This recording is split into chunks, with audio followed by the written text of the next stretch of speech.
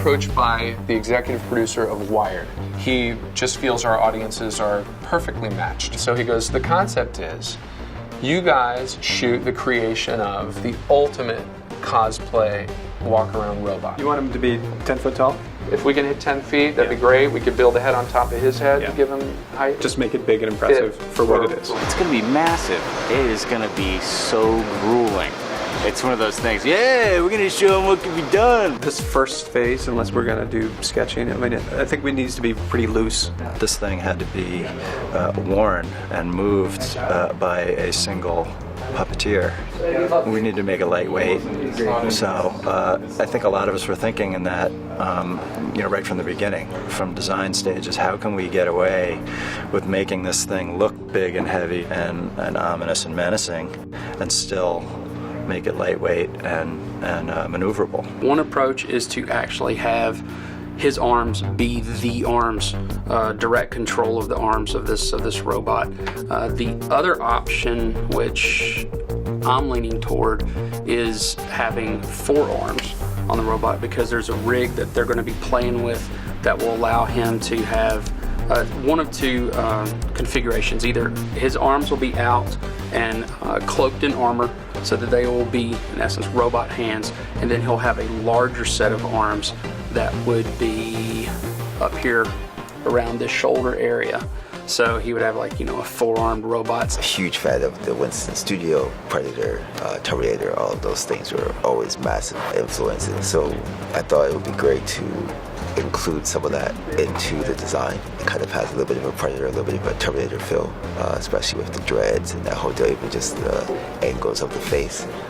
For me, it was like Japanese Gundam or like macros type of design stuff, but it turned out to be like more like bulky robot. Military design, military color, just doing like little small tiny line like this.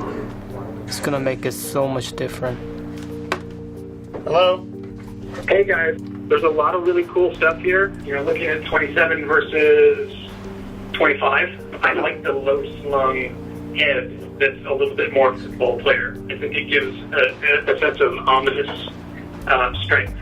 Seems like the shoulders are good. There are a couple different aesthetics, and then we can just discuss them. We can all decide to go this direction.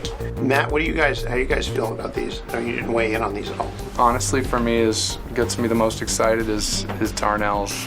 I just dig the broad shoulder, low head. It's not as busy. I think these are all cool guys, I really do. But I just responded to 125 there. Yeah?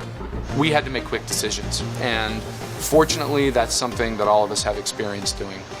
You have to kind of trust your gut and move forward. And that was this whole project. We had to have that confidence. Like I said, if you guys like it, then I can finish it tonight. I mean, it's a collaboration, everybody speaks their mind and has some input as to what something can be, and generally the person with the best idea gets the, approval on what that thing should be. Well, if we agree upon, that this is the direction, we'll let them flush it out a bit more. Yeah. And when we settled on what the basic look of the character would be, that's when it all honed in. Now we have a rough concept approved. Darnell did a lot of quick 3D modeling of his rough 2D design. Jim put it all together and went in with color schemes and finessing like that. Took in some of Adam Ross's work, took in a little bit of Juan's. It was really cobbling the best of things. And then it was off to the races with printing it up to start building the prototype.